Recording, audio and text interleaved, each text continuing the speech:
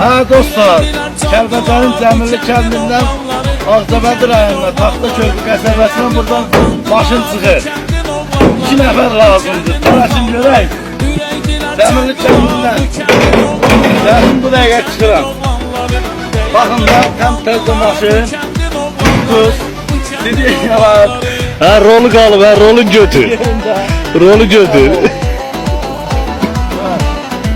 Həm təzə aşınar rolu, içində kondisioner. Kəlbəcərin Cəmilli kəndindən. Qaqa neçə yaparsınız? Adam birin 10 manat. Can. Yavaş yavaş altı burası. Gaz verme. Gaz verme. Buradan Ağcabədiyə aqromu salamlar, Laçınlılar, əmoğullarıma aqromu salamlar.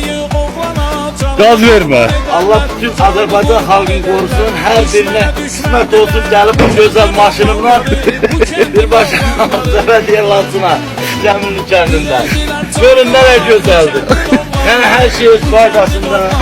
Kondisioneri, Karadeniz de var. Karadeniz de var. hər şey